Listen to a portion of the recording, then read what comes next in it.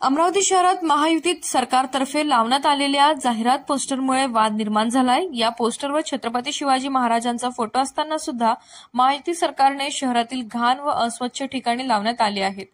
यामुळे युवक काँग्रेसतर्फे तीव्र संताप व्यक्त करण्यात आला। युवक काँग्रेसच्या कार्यकर्त्यांनी सरकारविरोधात जोरदार घोषणाबाजी करत महायुती सरकारचा निषेध केला।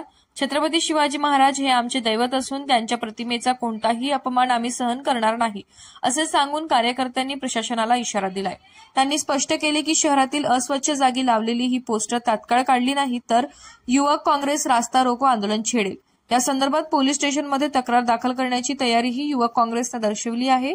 प्रशासनाने संबंधितांवर कठोर कारवाई करावी, अन्यथा आंदोलन तीव्र करण्याचा इशारा कार्यकर्त्यांनी दिलाय। महापुरुषांचा अपमान करणाऱ्या मनुवाद्यांनी तातडीने ही पोस्टर हटवावी अशी मागणी करत युवक काँग्रेस सरकारविरोधात आवाज उठवलाय।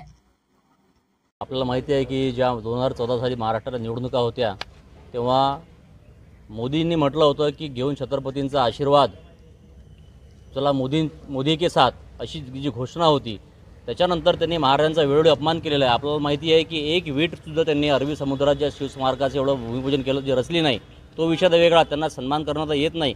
मालवणला पुतळा पडला शिवाजी महाराजांचा। मात्र आमची या आंदोलनाच्या माध्यमातून ही मागणी आहे, तुम्ही सन्मान करू शकत नाही तर या अशा पद्धतीचा महाराजांचा अपमान आपण करू नये।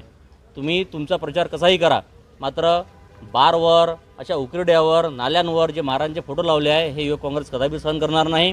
आणि ज्या अमरावती शहरातील ज्या संघटना आहेत, हिंदुत्ववादी संघटना, ज्या शिवाजी महाराजांचं नाव घेऊन हिंदू मुस्लिम वाद पेटवतात किंवा इतर समाजात वाद पेटवतात, आज त्या कुठे आहेत? त्यांना हे दिसत नाही का की ते या भाजपच्या सरकारचे बिलकुल म्हणजे ताटाखालचे मांजर झाले आहे? असा आमचा त्यांना सवाल आहे। आणि इथून आम्ही सिटी कोतवालीमध्ये तक्रार करणार आहे की ज्यांनी कोणी हे अशा पद्धतीचे बॅनर लावले असतील ते ताबडतोब काढावे, त्याच्यावर गुन्हे दाखल व्हावे, नाहीतर तीव्र आंदोलन युवक काँग्रेस छेडेल। आणि शिवछत्रपतींचा जो अपमान हा बीजेपी करत आहे, हे महायुती सरकार करत आहे, याचे परिणाम त्यांना भोगावे लागतील।